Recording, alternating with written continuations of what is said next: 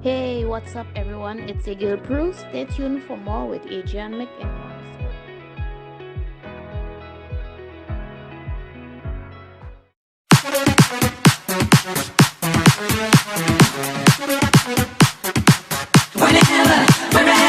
Tell us, who is Adrian and why do you do what you do?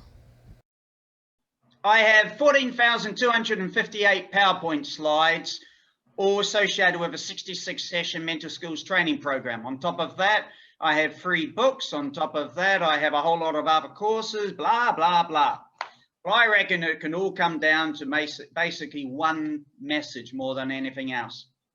Every single person on this planet is capable of so much when they really try.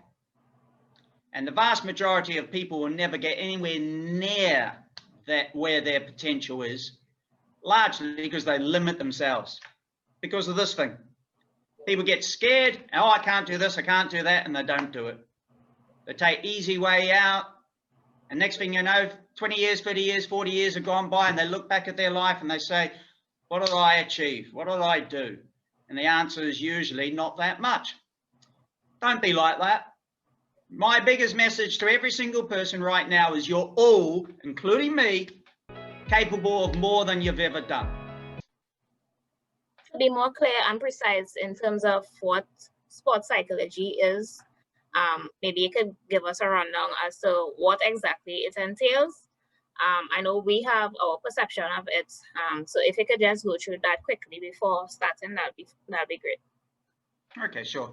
It's basically the study of behavior and in the sports world.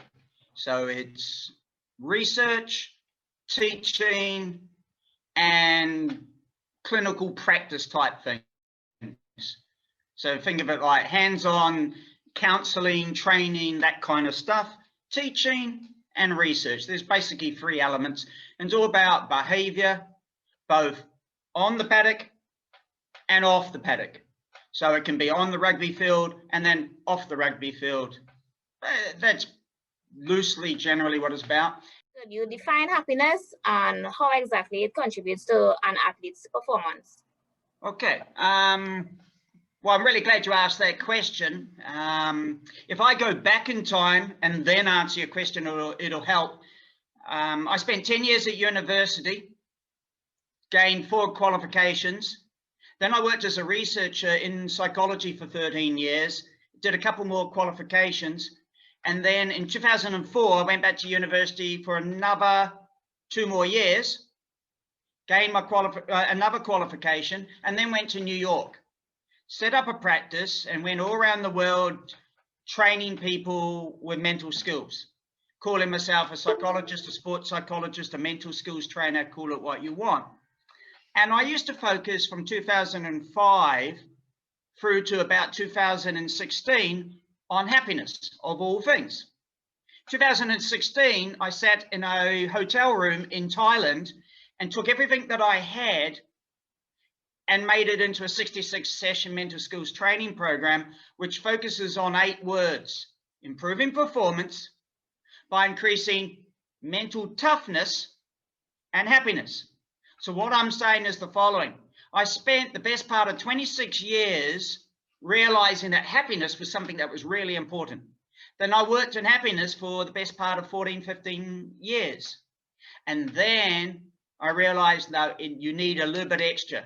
You need mental toughness as well. So I'm glad you asked about happiness to start with, because that's the thing I know the most about. And it's ironic that the thing I know the most about, I can't define. If you ask me what neuroticism is, I can tell you. If you ask me what mental toughness, I can tell you. But if you ask me what happiness is, I cannot tell you. I've written a 28-chapter book on all sorts of things related to this. One of them is a chapter on what is happiness. And I don't actually tell you what happiness is. I give you definitions from all sorts of people, from different countries, different time periods, from psychologists, philosophers, but I don't actually tell you what happiness is. The best I can really do is tell you this. If you get a whole lot of people and you toss a coin, and if it's heads, they go to one room, and tails, they go to another. And in one room, you tell them, close your eyes for 5 minutes and think happy thoughts. And the other group go to a different room. They have no idea what everybody else is doing. And they're told for 5 minutes, think unhappy thoughts. Don't tell them what happiness is. You don't need to. They know already. So I don't think there's any need for me to come up with a definition for something that everybody seems to know what it is, but nobody can actually really define it. It's too hard to define it. But to go one step further to answer the rest of your question, what they did in that study was after the 5 minutes, they gave people paper and they said, please write down all the aches and pains you have in your body.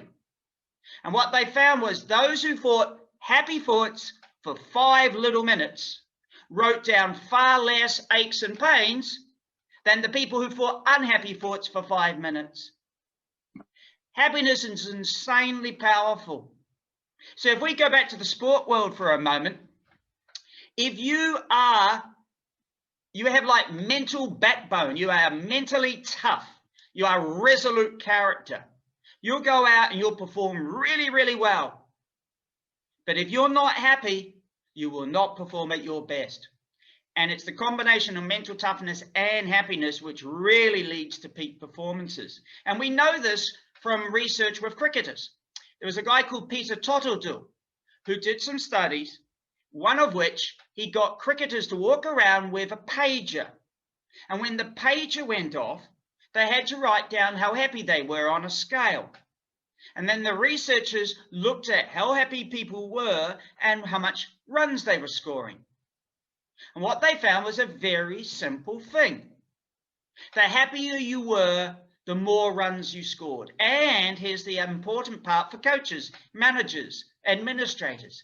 The more happy the team was, the more runs an individual scored. It's not rocket science when you really think about it. We all know that when life is going well and we're happy, things come to us easier. But how many times do we spend money to hire an expert, to bring the expert in to help make the team happier, make them more mentally tough so that they perform better? We all learn the hard way. And a lot of this depends on your upbringing, your parents. And guess what? You didn't choose your parents. If you come from a family that values communication, values education, then they're likely to sit you down and talk about advertising and what advertising is all about. Advertising is all about taking away your money. Likewise, if you come from a good environment where people value communication, they'll talk about peer pressure and get you not to be so sucked into what other people want you to become, but instead focus on what you really want. There's no relationship, as long as you are above the poverty line, between wealth and happiness. It does not matter how you measure the financial side. It can be the amount of money in the bank. It can be the amount of money you make per year. It can be your overall wealth, including houses and cars and everything else. And if you plot that against happiness, there is no relationship whatsoever once you are above the poverty line. Now, don't get me wrong. We have a huge number of, not million, but over 1 billion people in poverty all around the world. And for them, there is certainly a relationship between money and happiness. However, having said that, I have lived in very poor countries a lot of my life. I lived in Ghana in West Africa for 18 months. I've now been in Sri Lanka for about 15 months. And you see more happy faces here than you'll ever see in Manhattan. You walk down Fifth Avenue, Madison Avenue, and I hate to think the amount of money that I have walked past and not even realized. But you do not see the happy faces. Instead, huge amount of them go off to see their therapist or on antidepressants, or on sleeping tablets, etc., etc.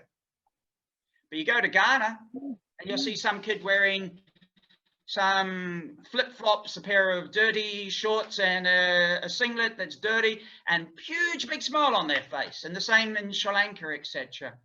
You know, the reality is, just because you're poor does not mean you have to be unhappy. Now, don't get me wrong. If you do not know when your next meal is coming, you're going to be likely to have a headache. That all affects you, etc., etc., etc. There's no such thing as stress. It's fair. Explain one of my favorite slogans or statements from a book. What I'm about to say will make a lot of sense to people who are handling life well at the moment. But people who are not handling life as well are more likely to say, this guy does not know what he's talking about, he's a waste of time, etc., etc. How many people watching this right now think there's a thing called stress? Probably all of you, except for Prudence, who's listened to me before. It's natural. Go to the magazines, go to the newspapers, go to television, and you'll hear the word stress, stress, stress, stress, stress. And even before you were born, when you're inside your mother, she was probably telling you, you are stressing me out. It's everywhere you look. You can't avoid the word. But just because the word is everywhere, including academics will put it on their very first sentence of their book or in their journal articles. They'll write things like, you can't avoid stress, etc. And it's just because it's there doesn't mean it's true. There is no such thing as stress. What it is a simple, basic emotion. Anytime you say you're stressed, you're really just experiencing fear. You are scared. So let me explain. You're in the car driving along for an important meeting, and you have decided to leave 2 hours ahead of time. It normally only takes an hour, but you've decided to leave 3 hours ahead of time. So you're driving along and everything's fine. You're listening to the radio, you're singing, you're happy, and then there's a traffic accident. And you try to get behind, but you can't. It's blocked. You can't go to the side. You're trapped by traffic all around you. So you look at the watch and you think, no problems, I've still got 2 hours. Time goes by. Oh, I've got an hour and 3/4, an hour and a half. And now the heart rate starts to go up a little. The breathing quickens a little. You start to perspire just a little. And you keep looking at your watch and keep looking at your watch and you keep looking at your watch, and you start to get more and more and more scared, because you are scared of the ramifications of what's going to happen if you don't turn up to the meeting on time. And it's no different if you are a parent and you're stressed out about your child getting leukemia, or that your husband has got into a car accident and is at hospital and will not be able to go to work for the next 6 months because he's lost the use of his legs. It doesn't matter what the incident is.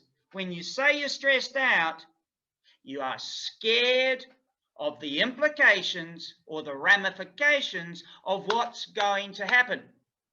Now, you might say, well, all you've done is changed a 6-letter word stress to a 4-letter word fear. And I'd say, no, no, no. You have changed something fundamental in the way you look at things. If you ask people what stresses them out, they say things like the boyfriend, the girlfriend, the husband, the wife, the brother, the sister, the mother, the father, the family, the relatives, the neighbor, the dogs, the traffic. It's everything outside of you. But if you ask people, where does fear come from? Everybody says inside. I get scared. So if you blame something as stress, then you look for solutions outside of you. And you're not going to be able to change your wife or a husband. And you probably won't be able to change the kids either, let alone the weather or the traffic. We all know this. But if we accept the fact that what's happening is two things. We're getting scared because, one, we think the future's going to get worse. And two, we don't think we have any control. then as a result, if we accept the fact that we are just simply scared, we can do something about it. Now, you can change diabolical situations in your head to see them as better. You might have a situation where you feel you're out of control and you see it getting worse. And that might be a reality. That might be a true reality. But if you can somehow say, okay, I don't have much control in this situation, but I can have a little bit. Well, there you go. That's where things can change. I'll give you an example.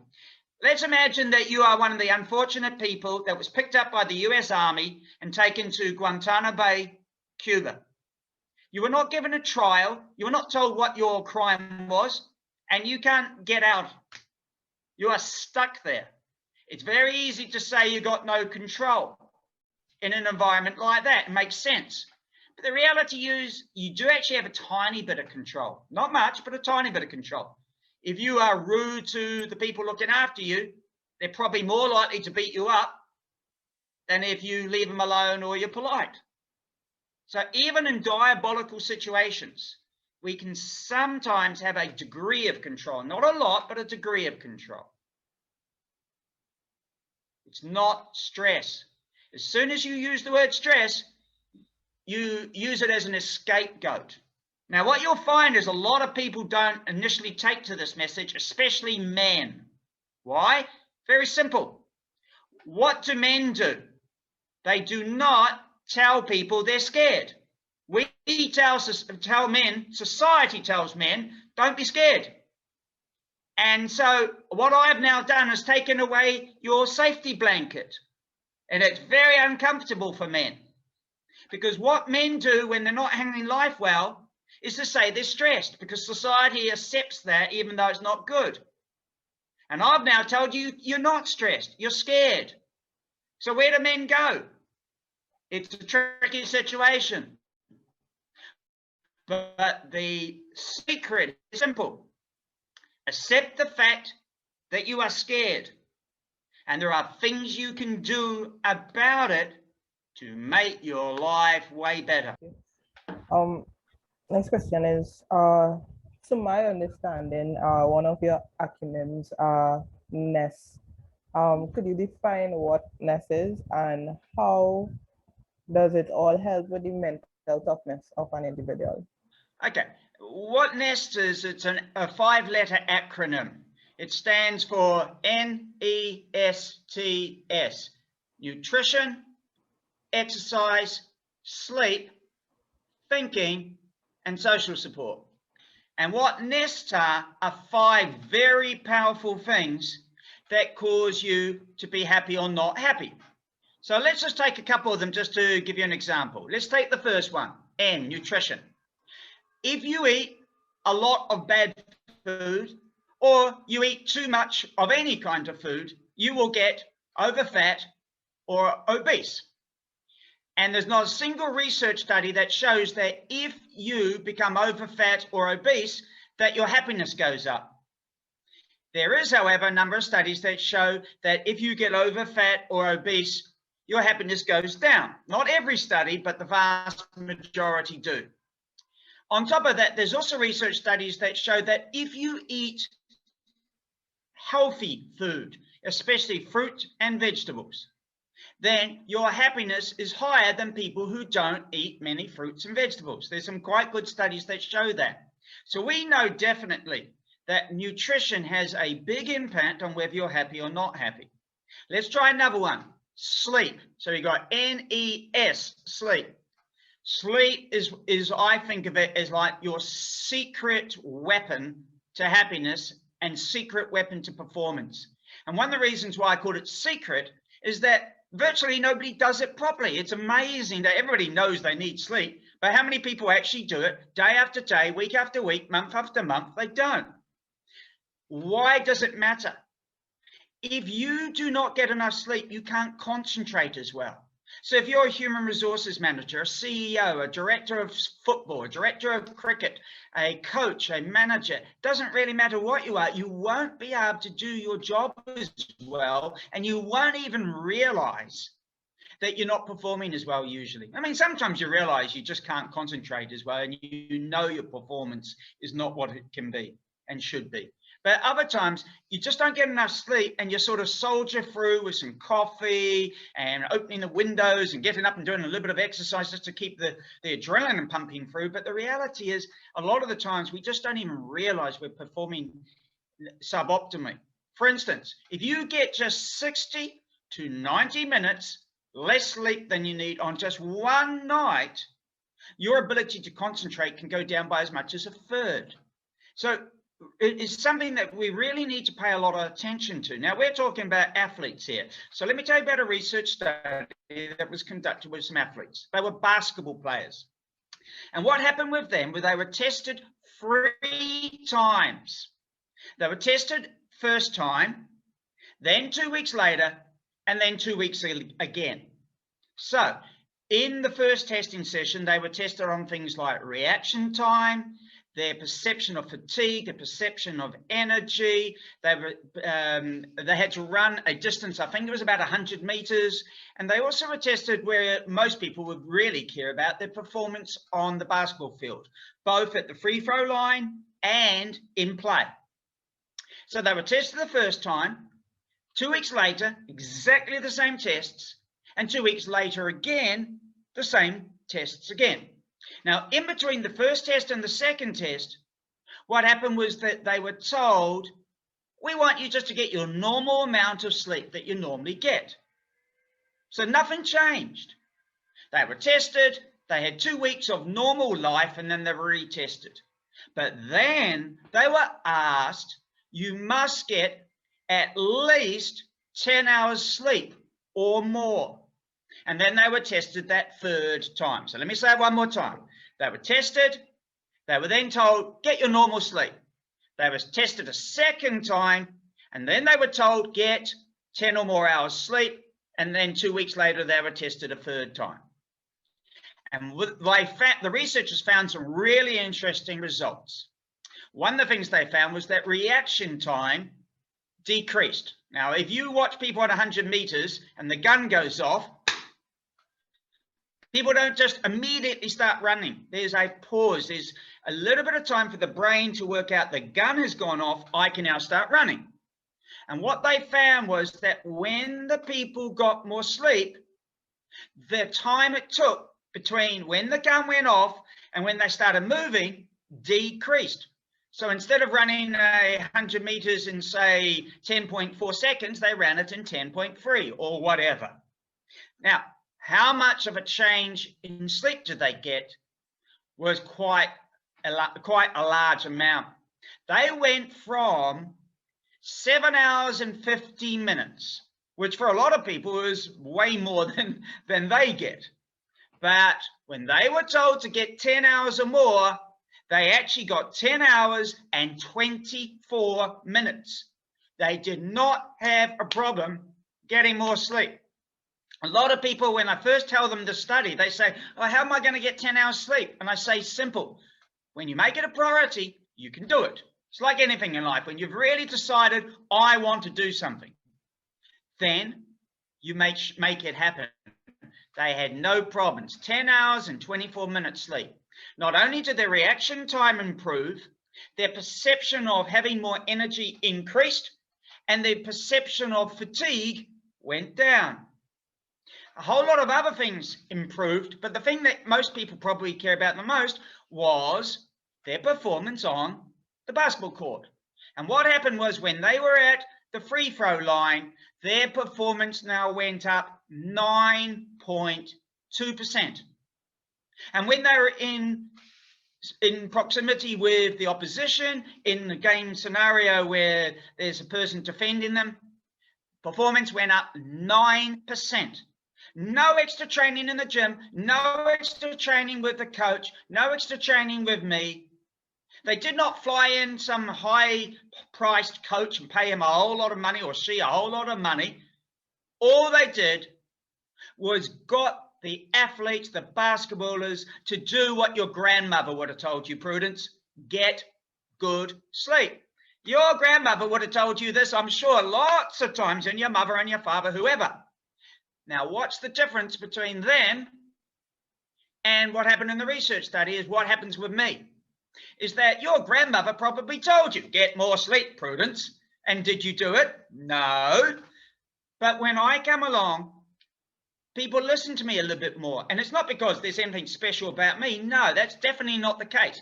What I bring, though, is the research. I can show athletes study after study after study after study that shows that sleep is good for them and their performance will go up.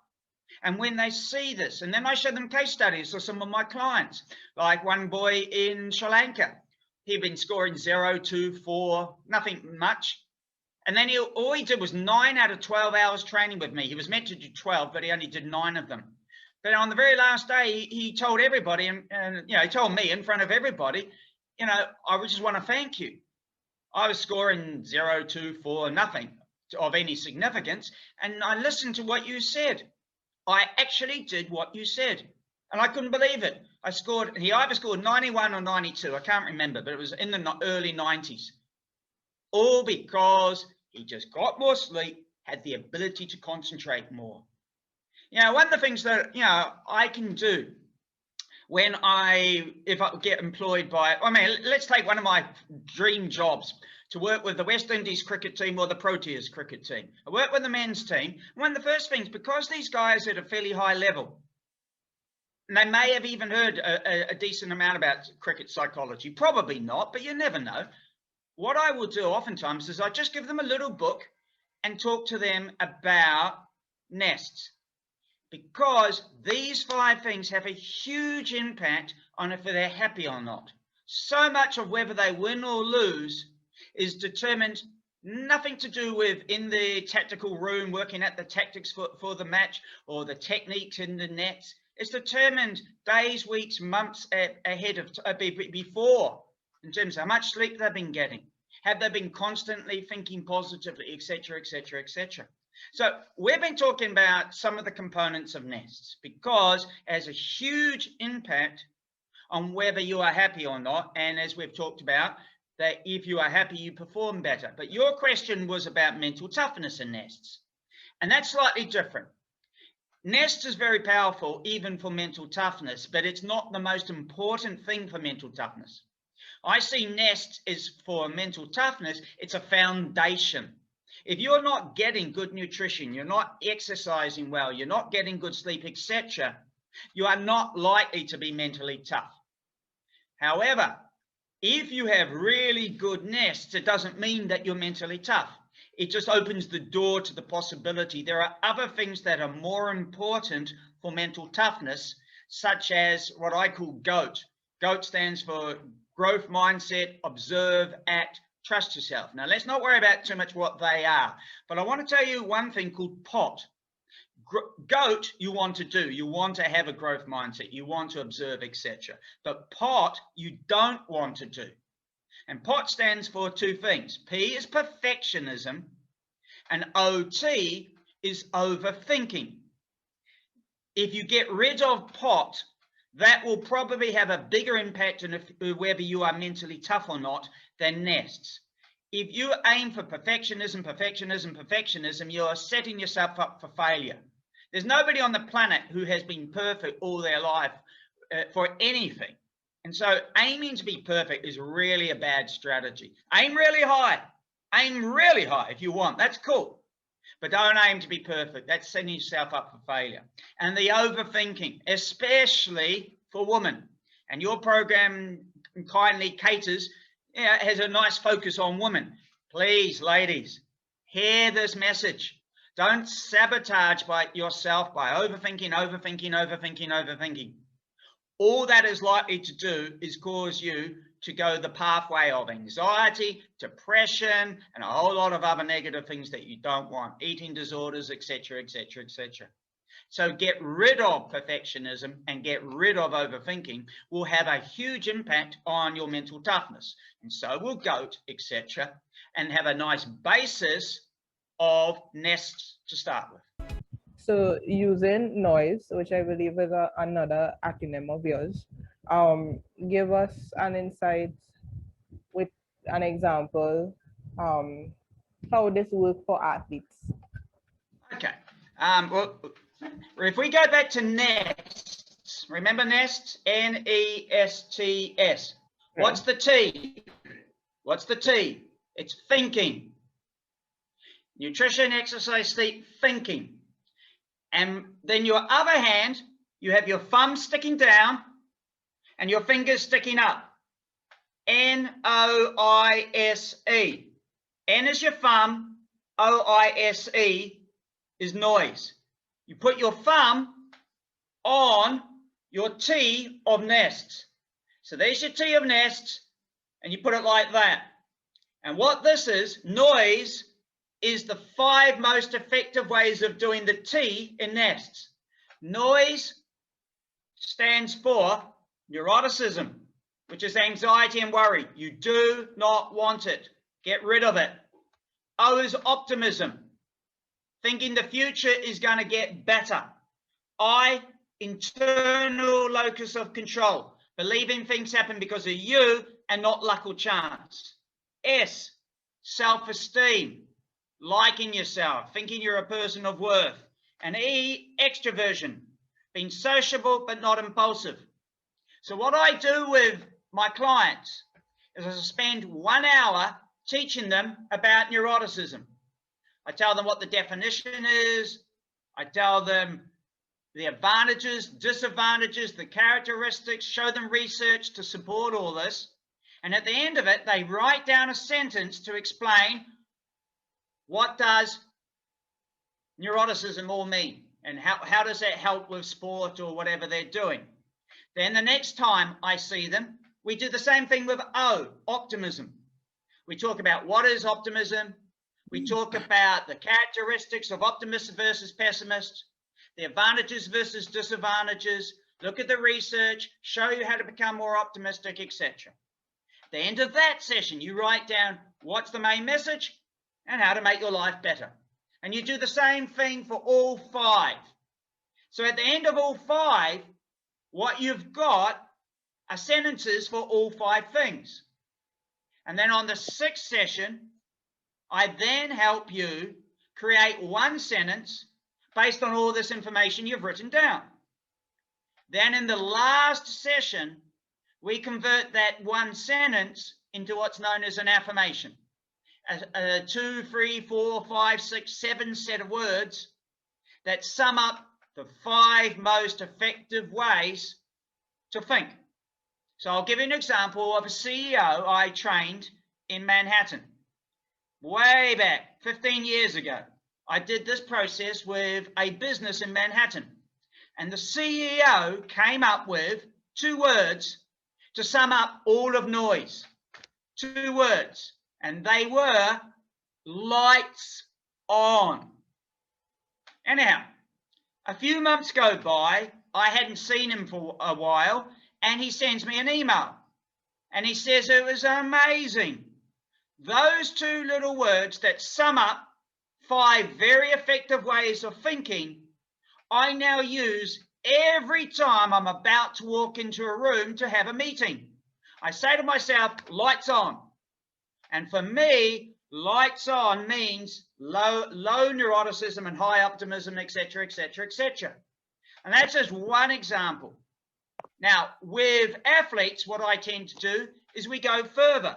Once you've created your affirmation and you've learned how to do diaphragmatic breathing and progressive muscular relaxation and meditation, etc., I get you to close your eyes and do the relaxation exercises. And then I get you to think about your noise affirmation. And then I get you to see yourself acting the way your noise affirmation is talking. So if it's lights on, you see yourself with lights on. So let's imagine that you're a footballer and you've got an important game coming up. Maybe what you have done is you've learned to use your affirmation every time you go across the line onto the field. So as you take a step onto the field, you say to yourself, lights on, or whatever your affirmation is. And if you've practiced that days and days or weeks ahead of time, when it comes to the actual game, it's as if you've already been there because you've been practicing with your eyes closed, walking across the line, saying those words to yourself, being switched on, being 100% concentrating for a whole 90 minutes or whatever it is. That's the sort of thing that you can do with a noise affirmation. I just have an additional question. Do you have any other examples from athletes who created affirmations? Say that they won with the lights on. Are there any other examples you could give? Oh, I could give you thousands. Let's go to Bangladesh. I won't tell you who it is because that's private, but the person did about 28 sessions with me.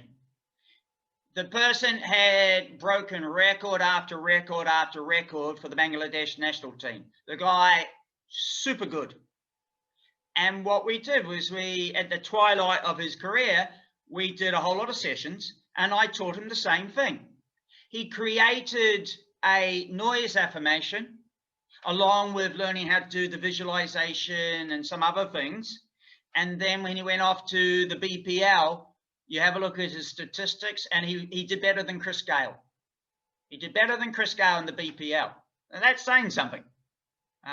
So it's not a difficult technique to do. All it is a matter of read a chapter, answer the 2 questions. Do that 5 times, convert all those answers, all those sentences into 1 sentence, convert that 1 sentence into just a few words, and now you can start reading the other chapters and start actually applying it. But I'll give you another example. I did a 2-hour presentation in an HIV center, and there was a man about to die in that room. I had no idea who he was. His name is Ellsworth, and the reason why I can tell you this is that a journalist actually interviewed him, and he gave permission. He signed declaration saying he gives permission because, you know, if you've got HIV and AIDS, you know, there's all sorts of confidentiality issues. And there's an article you can actually read up about. And basically what happened was he did this 2-hour session with me and he got out of his wheelchair. He learned how to make a noise affirmation, and as a result, next thing you know, he never used a wheelchair again, and he ended up in a daycare facility. Now, he had been in 2 comas. His life was about as bad as you could possibly get. He'd been in 2 comas, he had HIV, he was in a wheelchair. He was literally ready to die. And just hearing 2 hours on optimism got him to start moving in the right direction. Then 6 months later, he comes along and he does 10 weeks with me, 3 times a week, 10 weeks, along with a whole lot of other people, and he learned how to make a noise affirmation. And then he started using that. Next thing you know, he stopped using the cane. Now, well, I haven't heard from him, and he's now probably moved on in age, and maybe he's not on the planet any longer. But back then, 15 years ago, what he then did, he stopped using a cane. He got a job. He got his children back from the government because the government were looking after his children, and he had really turned his life around.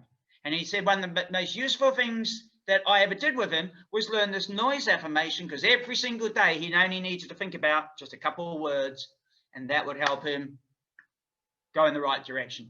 Do exercise, eat sensibly, get more sleep, etc. Moving right along.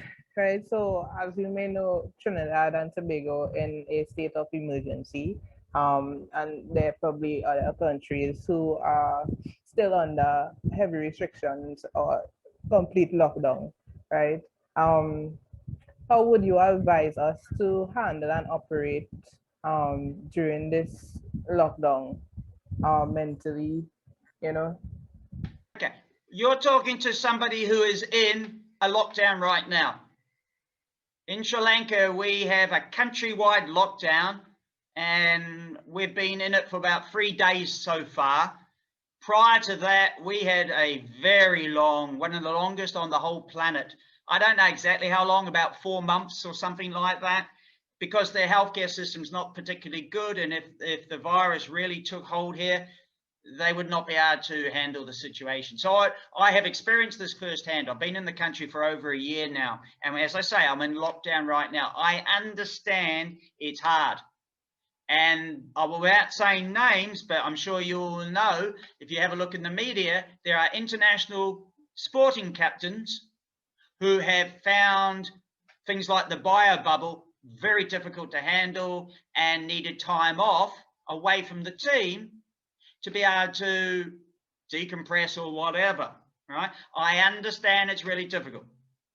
And some people are going to handle it better than others because of their environment and because of their previous history. Having said that, there are a lot of things you can do to make it better. First suggestion, go to Google and type in solitary confinement, or maybe solitary confinement strategies to handle it, something like that. And what you'll find is there's some articles, there's one from Psychology Today in particular, about how people put in prison in solitary confinement for very long periods of time, how they handled the situation. And one of the good things by reading that instead of listening to me is that when you see it, you say, ah, that person's living my life. That person gets me. One of the cool things about seeing somebody like me for a lot of people on the first day is they say they have a laundry list of problems and they start telling you problem after problem after problem after problem. And at the end of 20, 30, 40, 50 minutes, they stop talking. And I can say back to them, well, you've just told me that you've got this problem and this problem and this problem and this problem. Man, your life sucks. And as soon as you say something like, man, your life sucks, you see them just go, phew, wow, thank you. You get me. They want somebody or something to sort of identify with the difficulties they're having. And so just by reading what other people have gone through can be quite helpful in realizing, oh, I'm not alone. I'm not unique in terms of going crazy. That a lot of people find this difficult. So you can read about things like solitary confinement, which will give you a sense of, okay, I'm not alone. Other people have got through this. Maybe I can as well. So that's the first thing I'd say you can do, because you can do it in a matter of a few seconds. You can type that in, and then it takes you 10 minutes, 20 minutes to read. So that's one thing. Another thing I'd say is routines. Routines are really important. And the best way to do the routines is to write them down or type them out and use it like a table. So on the first column, you have all the things you want to do. The second column is Monday, then Tuesday, then Wednesday, then Thursday, then Friday, etc. And you check them if it's on a pen and paper, or you type yes if it's on the computer that you did all these things. And it could be things like 30 push-ups, 50 sit-ups, got 8.5 hours sleep, read for 30 minutes. It can be clean the bathroom, whatever. And you tick all these things off day after day after day. Could be things like 30 minutes of learning Singular, which is the language I'm learning here, or 30 minutes of learning French. Set goals and put them down and then share them with your friends. So what I did when we had our first set of 4 months or thereabouts lockdown, every week I would send my table to one of my friends so that it kept me accountable. Because if I did not do my French on one day, he would say, why not? Pourquoi, pourquoi, pourquoi? Why? And as a result, it made me work that bit harder to make sure I did these things. So make yourself accountable with these routines. You need to sit down and work out some goals. What do you want to achieve? And you don't know how long the lockdown will last. So you can make short-term goals of, say, a week, and longer ones of a month, maybe longer ones of 2 or 3 months, etc. Write them down and share them with somebody who's going to make you accountable. Share them with somebody that if you fail at it, you're not going to want them to know, but you have to give it to them anyhow. So have a look at your solitary confinement, come up with a routine, So come up with the goals for the routine, make yourself accountable. Another thing that's really helpful is cleaning. It might not sound like much, but keeping your environment clean seems to help people a lot in these situations, because it gives them a sense of, okay, I'm being proactive in this difficult situation. I'm not letting things fall apart. It gives you a slight degree of feeling of pride and self-esteem. So making sure you do something in the way of cleaning every single day. Even if you are in a small, tiny little, not a cell, not a typical prison cell, but the tiny things they have for solitary confinement, even those. Most of the prisoners tell you that if they clean that room, and it's very hard, obviously, to do so, but if you clean the room, the floor, etc., it helps you maintain some semblance of normality up here, etc. So I hope you all really enjoyed that great insights with sports psychologist Adrian McInman. Just be sure to follow the Instagram page at pro_football, where we'll have much more interviews and videos like this. Stay tuned, guys, and be safe.